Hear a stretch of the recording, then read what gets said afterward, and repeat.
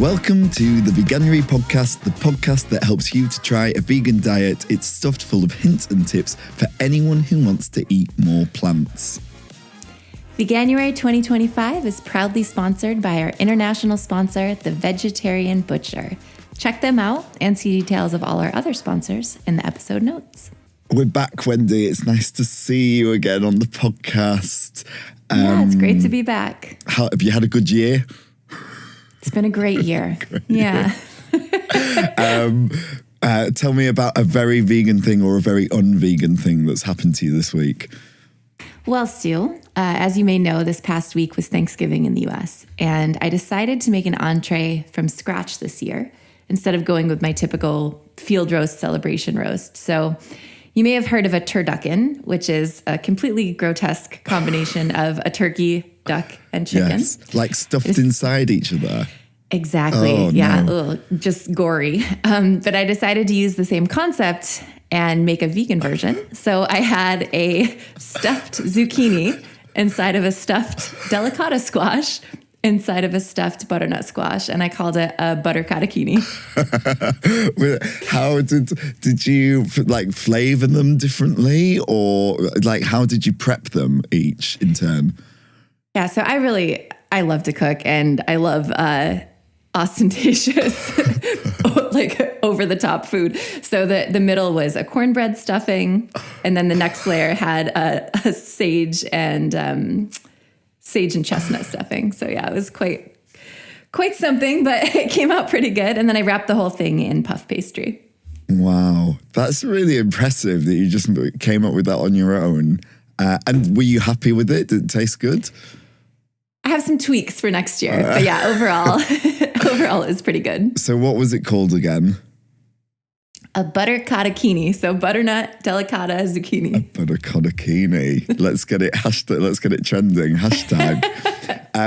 Well, that's similar. Mine's a cooking one as well. So I've been looking for prepping our resources for people who are taking part in the Veganuary pledge. I've been looking at some of our more quirky recipes that are on our website, and I had a go at making carrot bacon, which is you make sort of thin slices of carrot and then you sort of poach them in like a broth. So the broth is like a veg stock and it's got liquid smoke in it and soy sauce, and then you roast that in the oven to make it all crispy, and it was pretty good. I'm not convinced I would be able to pass it as actual bacon, but I liked it. It still tasted of carrot, but like smoky, nice carrot. So if the thing you like about bacon is the smokiness, liquid smoke's really good. Do you ever cook with liquid smoke? Yeah, so I haven't done the carrot bacon thing. I have made a carrot lox, and the process is really similar. You just didn't bake it in the oven. So you kind of brined it in a liquid smoke broth. And I thought it was great. So yeah, it's really the smokiness that you want from that anyways. 100%. So the concept for Veganuary this year, our kind of lead message for the campaign is about food being weird. Lots of things that we take for granted about food are actually quite weird. So there's a couple of examples, like sausages. It is just the meat of a pig stuffed inside its own intestines. Like we kind of think sausages take them for granted, but that's a weird concept. And then, we take milk away from calves, milk that should be for calves, and we drink it instead, which is kind of weird. So I was riffing on the idea of weird, and I thought I'd ask you if you have any weird food habits. Ooh, that's a good question. I do. So the first that comes to mind is a guilty pleasure of mine that I learned from my dad, which is the peanut butter and pickle sandwich. I know it sounds awful, but I swear to you, it is salty and acidy and just like absolutely delicious. It's kind of pregnant lady food, but it's so good. What do you think? Would you try it? Yes. I mean, it sounds nuts, but it's kind of fun. But it sounds good as well. I can imagine that. I think I've had a burger before with peanut butter and pickle on it. I think that was probably before I went vegan. Yeah, that sounds good. I don't knock until you try it. Well, mine is... What about... Yeah, mine's rubbish compared to that. But I was thinking, I have a lot of my friends laugh because I have a really specific way that I like to eat chocolate biscuits. So I really like to dip a chocolate biscuit in a really hot drink so that all the chocolate melts on the top, and then it has to go chocolate side down onto my tongue. And so like you get all the melty chocolate all over your tongue, and usually there's a bit of melty chocolate that goes like over my face as well. That was the one that really sprang to mind. I guess I'm terrible for just eating peanut butter straight out of the jar. Same. You know when you just feel like a 2-minute break away from work and you just want to eat something, a little spoonful of peanut butter does it for me. Oh, yeah. At least once a day, I'm into the peanut butter jar for sure. Absolutely. Wendy, do you know a lot of... I want to talk a little bit about Veganuary. A lot of people don't really know, I think, what we are as an organisation. So could you tell us? Yeah, so I think it's true that a lot of people don't know about the organization that's behind the work that we do. You know, Veganuary has become such a cultural phenomenon and a household name that a lot of people are aware of the movement and the challenge, but not that we're a nonprofit and that there are, a big team of people behind the challenge that we do. And it takes a lot of people and resources to support millions of individuals and businesses to move towards plant-based every January. So yeah, we run all the resources that we give for Veganuary. So when people take part and they get our emails and they're able to get meal plans and recipes and all those other sorts of things, they can get those all for free. And that's really important because we want everyone to be able to access our resources and, be able to eat more plants with our help. And this podcast, we do this podcast for free and we don't have any ads.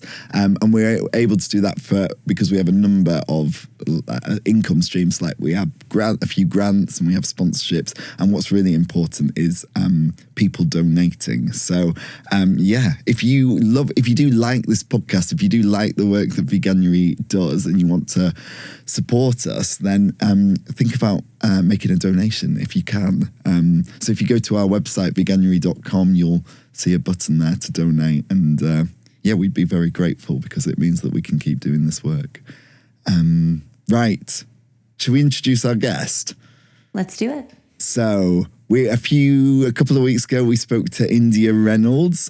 So India Reynolds, she's probably best known for appearing on season 5 of Love Island here in the UK. And she's an influencer with hundreds of thousands of followers, sharing her fashion collaborations, vegan recipes, and details of her fertility journey. And India has also fronted 2 campaigns for PETA. And we really had a good time with India, didn't we? She was a good laugh. She was lovely. Okay, cool. So let's listen to that interview now. Hi, India. Welcome to the Veganuary podcast. Thanks for taking the time to do it. Hello. Thank you for having me. Yeah, no problem. So we're going to talk a bit about your life as a vegan, your journey into veganism, I guess, and plant-based eating. Mm-hmm. But I think we'll start with your dream meal or what you would order on death row. This is such a hard question. So I've got 2 options. I know that isn't what's being asked. I've got 2 options. So first of all, I would go for like a really delicious lasagna with like garlic bread and all the bits on the side, nice salad. That would be one. Option A. Option B would be, which sounds weird for someone that's a vegan, but I would go for like a full Christmas dinner. So no meat, obviously meat alternatives or whatever you want to have there instead. But I just think you get so many components. It's such a good meal. What's the centre of your favourite Christmas dinner?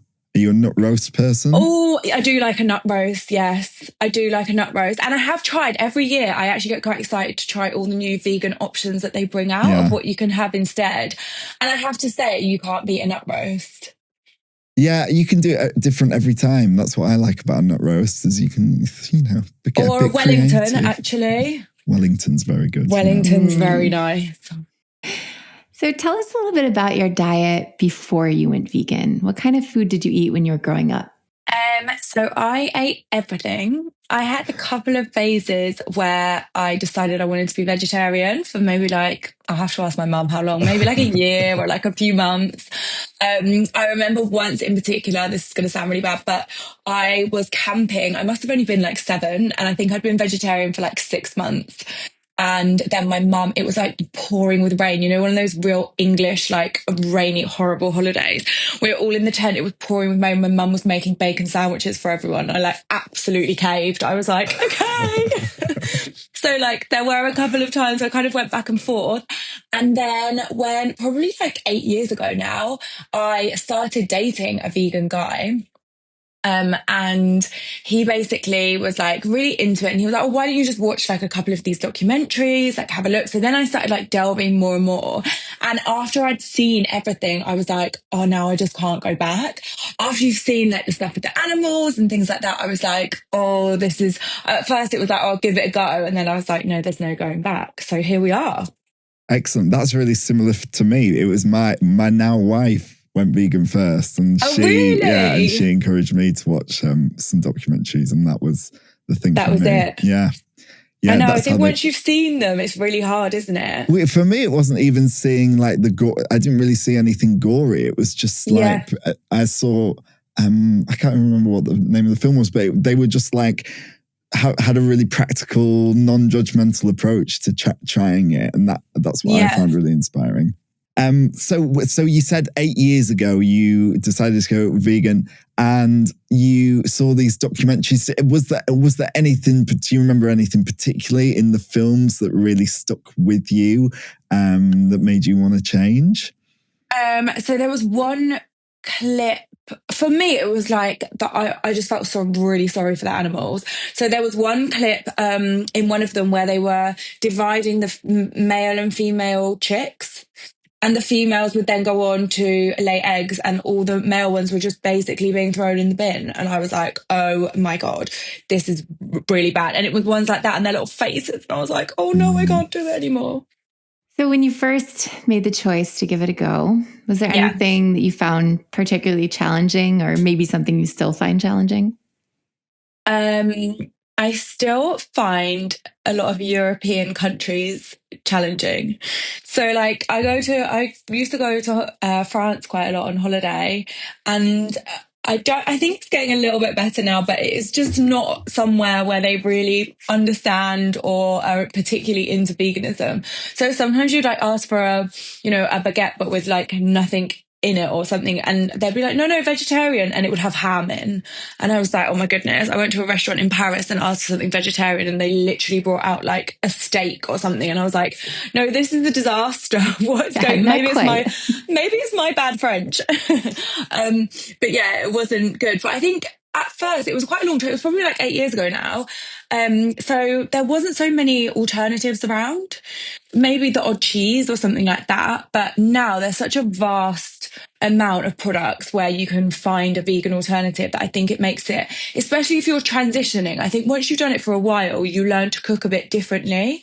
But when you first change over, I think having those easy options where you can go, okay, I'd have a chicken pie, so now I'll use the fake chicken.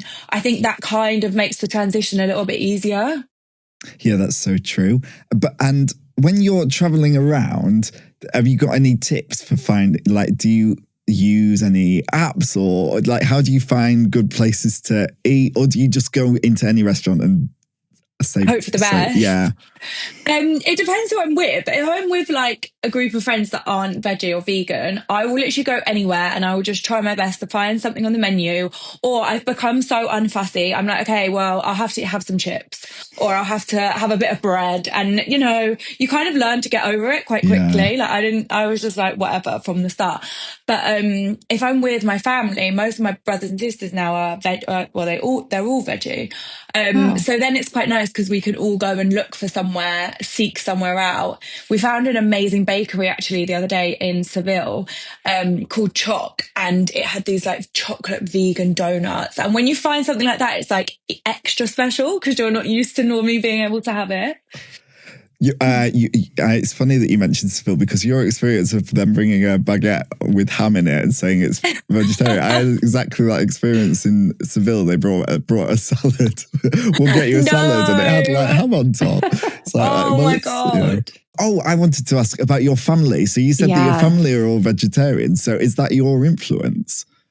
I would like to think so. I don't think they'd let me take all of the credit. No, so I think when I did it for a while, then they kind of all started trying it. So my dad still eats meat. Yeah. But my mum's come to live with me for a little while. And when she first moved, she was like, I'm starving. There's nothing to eat. And then the other day we ordered a curry. Obviously I had a veggie one and she had a meat one. And afterwards she said, she had chicken. She said, I really didn't enjoy that. I don't think I'll eat meat again. And I was like, oh, okay. So now there's 4 of us, all siblings. And my mum's like, she hasn't fully committed, but I think she's nearly on side. It's so funny, isn't it? I think you do. It's like ripples when you throw a stone into a pond or something. You don't necessarily have to preach about things all the time, but I think your decisions start to resonate with people. It's really interesting. Even if you say what you're doing, I think it kind of sows the seed. Mm-hmm. So even if it is like doing, a lot of my friends will do Veganuary, or they'll just try and do like maybe 5 days a week that are veggie, or small changes that you can fit into your lifestyle without suddenly feeling overwhelmed. Because I think that's when you kind of end up quitting because you're like, this is just too much for me. Yeah, 100%. Yeah. Food is just such an incredible form of activism. And we've talked a little bit about takeout, and we've talked a little bit about eating out at restaurants. What about the kitchen? Are you much of a cook? And what kind of things do you like to cook? I used to cook loads before I went vegan. And then I'm not going to lie, I had a bit of a lull when I first changed over because I didn't really know what I was doing. And I was like, should I be cooking with loads of lentils and things like this, which traditionally I wouldn't have eaten. So I was a bit in limbo. But now I think I've got way more used to it, and I've stopped actually using I don't really use any meat substitutes occasionally, but not really anymore. And just kind of developed my own recipes and stuff. So yeah, I do actually cook quite a lot now. Do you have a favourite thing to cook? Have you got a signature dish? My siblings would say lasagna. Oh, nice. Is that the lasagna you would eat on death row? Is it the same? You would make a homemade one? I'd make my own. I'd eat my own food on death row. I think I'm sounding a little self-indulgent. So what goes into your lasagna? So I've been making it now, rather than using the meat, I've been using lentils, celery, carrots, loads of veg, mushrooms, peppers, like absolutely everything. And then seasoning and white sauce. And then, layer it all up. That sounds really good. I love a lasagna. Yeah. And also it's when you start cooking with veg, you're like, this is such an easy way to actually get so much veg in your diet without really realising. Did you discover any new vegetables that you didn't really know about? Do you remember? I think my friends will tell you, I'm a bit of a vegetable snob. Like, I just don't really like the vegetables, I'm going to be honest. I'd never be like, oh my God, that broccoli is amazing. Like, I'm just not that girl. Like, it's not happening. But I've definitely got better. Love a bit of butternut squash now. Never would have been into it before. An artichoke, not everyone's cup of tea, but quite like. I don't know. Yeah, there's a few. What about you guys? Have you got any that you've rediscovered? Well, I love a leek. Which I think is a bit boring. I feel like you don't hear a lot of passion for leeks. Vegetable, but I really love a leek. I love it. Leeks are nice. They're like a less strong onion. Yeah, a weak onion. A weak onion. Yeah, like a bit charred in a frying pan, or and also like an onion. Like if you cut it and then you really sweat it, then I really like that. Delicious. What about you, Wendy? So my thing lately is going to the farmer's market and getting Brussels sprouts on the stalk. No. Have you seen them sold like this in the UK? Yeah. And then you roast the whole thing, stalk and all. Oh. And then you just serve it at the table and give everyone a steak knife and they just hack them off. It's so satisfying. There's something very primal about, harvesting your own Brussels, I guess. I'm going to have to do this for Christmas dinner. Yeah, highly recommend. Very festive. That honestly sounds like a non-vegan's idea of what vegans eat, though. Just like this big stalk of Brussels sprouts. Like, so true. I'm a stereotype. Like if you typed into AI, like family meal for vegans, that's what you'd get, I think. They were just all sat around the Brussels sprout with knives. No. Do you put anything on it? Or because in America, when I first went to America, I feel like they do amazing Brussels sprouts. Like we only have them with the Christmas dinner and everyone traditionally hates them kind of over here. Yeah. So in the US, they did like them with balsamic vinegar and like gorgeous kind of fried them crispy. And I was like, oh, okay, this is good. But off the stalk, are you putting anything on them? Yeah, so I rub it first with some Dijon mustard, soy sauce, and brown sugar. Sometimes a little bit of like smoked paprika. And then it's just all about getting it really roasted and caramelized. No one likes a mushy Brussels, right? You got to have absolutely not. Okay, I'm going to try that. That sounds good. All right, so not a big vegetable person. What does your typical day of eating look like? Take us through a day in the life. Okay, so I'm a little bit chaotic with my eating schedule because I'm like travel quite a lot and then I don't know, have work and all my days are different. So it's difficult to have a set routine. If I was at home, if I was working from home, I would get up. I don't usually have breakfast because I like to go and train fasted. So I'd go do that. Then have a small lunch at the moment because it's autumn and it's cold here. I'm absolutely loving soup. So just roasting up loads of veg, whatever you've got. And it's a great way to use stuff up as well if you've got things kind of hanging around in the fridge. Roast a load of veg, blend it all up, and then you can have that for a couple of days. And then some really nice crusty bread. I don't feel like soup is complete without bread. So that would be lunch. And then for dinner, I usually make something bigger, have an early dinner. So like a pasta or maybe a stir fry or maybe some fajitas or something like that.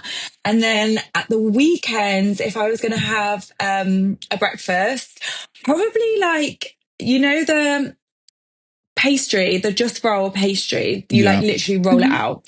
So I feel like there's loads of amazing little things you can do with that. Put stuff in the middle, put biscuit spread or something in the middle, make something up and then have like some little breakfast kind of croissant type things. But all their stuff is vegan, which is really good, or most of it. Yeah, and like accidentally vegan.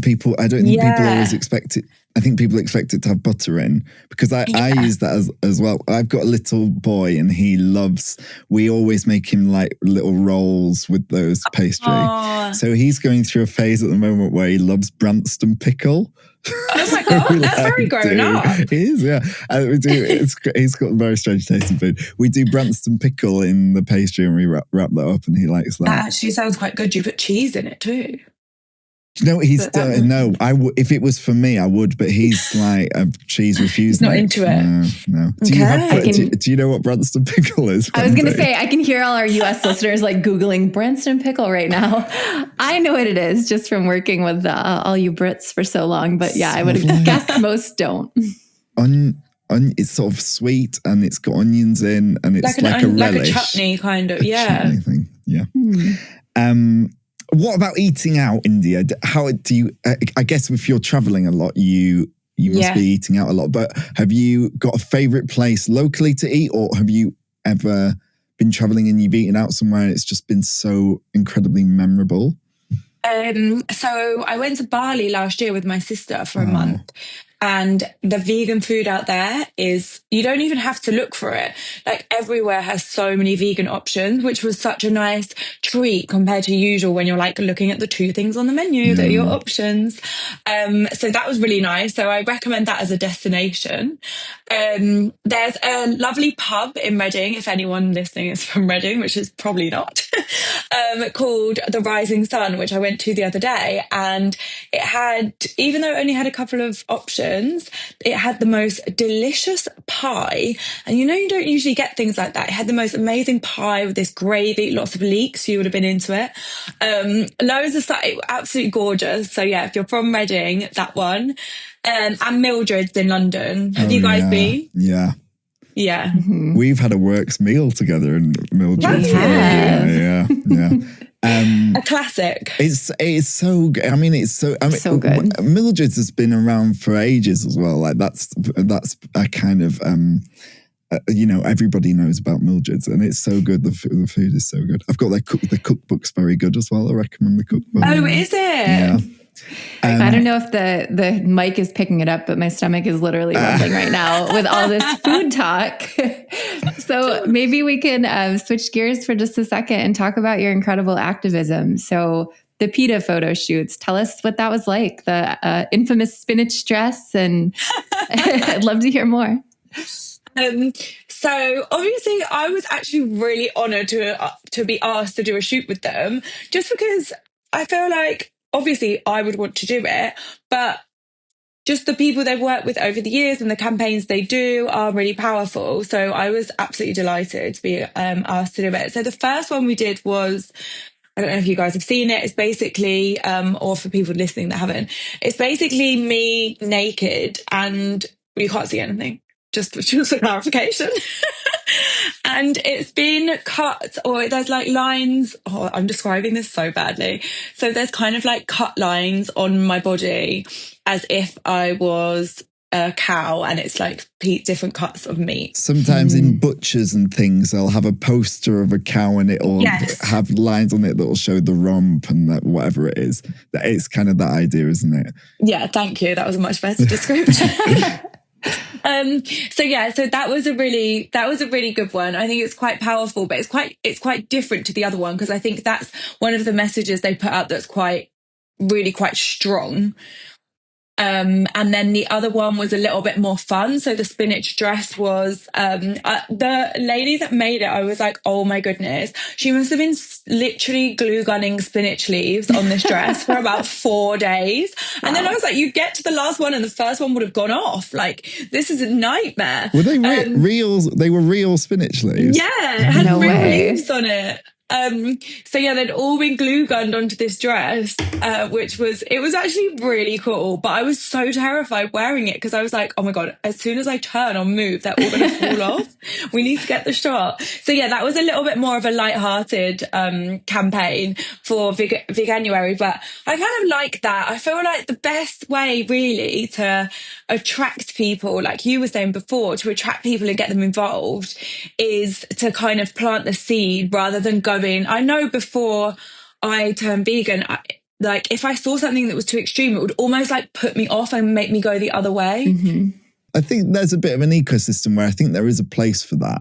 But I do find that the approach that always works for me is trying to be a bit self-deprecating and having fun with it. I think if you can show people that eating plant-based is fun, then I think that's a really good way, and accessible. I think that's a really good way to get to people. I think that's another one. People are quite into their health, aren't they, at the moment? Or, if you've got people that are kind of in the gym or they're doing this and it's not working, then I was like, why don't you try going vegan? Because then then they might be up for it. If you go from a little bit of a different angle. I'm just thinking about the PETA campaigns. Did you have any concerns about, doing a campaign with them? Were you worried about you might get any backlash or anything like that? No, not really. I guess any backlash that I would have got, I kind of wouldn't have minded, because it would have been exactly the same as or similar to what I got from being vegan anyway. I did get quite a lot of comments on the meat cut one, kind of saying like, oh, this is just a bit much, or this is this, or this is that. But I think maybe, I don't know, but maybe I would have thought the same if it was 5 years before I went vegan and I saw that. I probably would have thought, oh, okay, maybe a bit much. But I think the more people see it, whether it's one thing there and then a smaller thing here, then the more it kind of wakes up their consciousness to it and they start thinking about it. And then also a lot of people I find will say, oh no, I'd never do that. And they really question you at the dinner table and they have so much to say. And then they go away and then you might see them in like a month or 2 months time. And then they're like, oh, I've been trying a few vegetarian meals. Do you know what I mean? So sometimes the people with the strongest reaction actually end up changing themselves. Yeah, a defensive, I think we're all guilty of sometimes having a bit of a defensive immediate reaction, aren't we? Absolutely. I wanted to circle back. You mentioned going to the gym. You mentioned recommending to people about, if they're trying to get a bit healthier, recommending a vegan diet. Do you have any nutrition tips yourself that you incorporate into your diet? I guess just trying to not eat too many fake products would be one of my healthy tips. Kind of go for eating more veggies, and do try and it's actually easy to get like loads of lentils and beans and things like that into your meals, rather than doing like your traditional bologneses, or like if you make a big bolognese mix, put loads of veg in, loads of beans and stuff, you're probably getting similar amounts of protein that you were before. I think they're good tips. Perfect. Great tips. Do you have a food vice? What's your guilty pleasure treat? Oh, I absolutely love cake. I love cake. Like for me, if I find somewhere that's like that has a vegan option of cakes or stuff like that, I cannot keep away. That would be one. I actually just made earlier vegan banana bread. I had some leftover bananas and I was like, oh my God, I'm going to make a cake. So stuff like that. Yeah, I have a sweet tooth. Although, did you guys, how long have you been vegan for? For me, it's about 8 years. For me, 14. Oh, wow. Did you find your taste buds change when you, yeah. I think so. Yeah. It's quite weird, isn't it? Do you know, I crave like fresh food a lot now that I never used to. Like I kind of get cravings for salad and that kind of crunchiness in your mouth and that sort of thing. I don't remember ever really experiencing that before. Having that before. Yeah. Yeah, I remember like accidentally having a little bit of dairy for the first time after I'd not had dairy for a few months, and just thinking what I had eaten was spoiled. It tasted rancid almost. Doesn't it? It tastes so weird. So bizarre. You can really taste it. And other people are like, don't be so dramatic. And you're like, no, it's like the strong, that's what I was saying about if veg is cooked in butter or something. It's such a strong taste. Yeah, it really is. Do you know what I think is funny is the meat substitutes are getting so realistic now. Like I've been in instances before where I've eaten something and I'm like, I'm sure this isn't vegan. This just definitely I've is sent me. some back. Yeah, but they're like, no, this is definitely the vegan version. I just wanted to come back to cake for a second. Let's get back to the important stuff. Yeah. Is there a go-to cake? Oh, I love carrot cake. Oh, yes. I absolutely... Like frosting on top. Oh, cream cheese frosting. So good. So good. Obviously not real cream cheese, but yeah. So love a carrot cake or anything. I love a pastry as well. So all that Just Roll stuff is amazing because, you know, like Biscoff spread.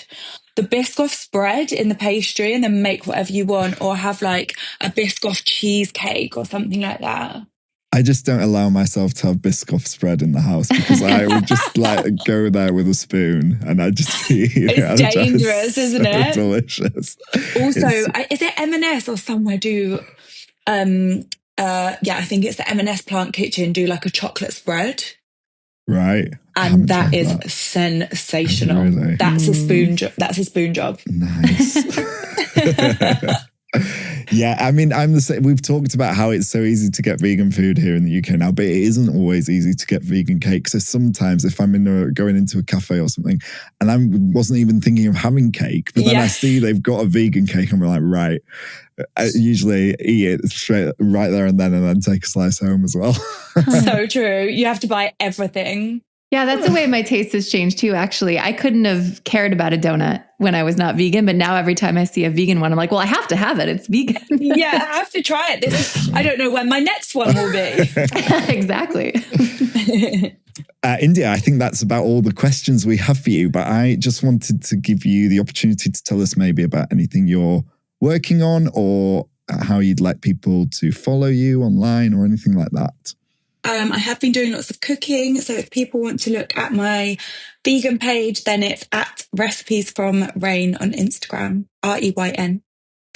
Amazing. Is your lasagna recipe available?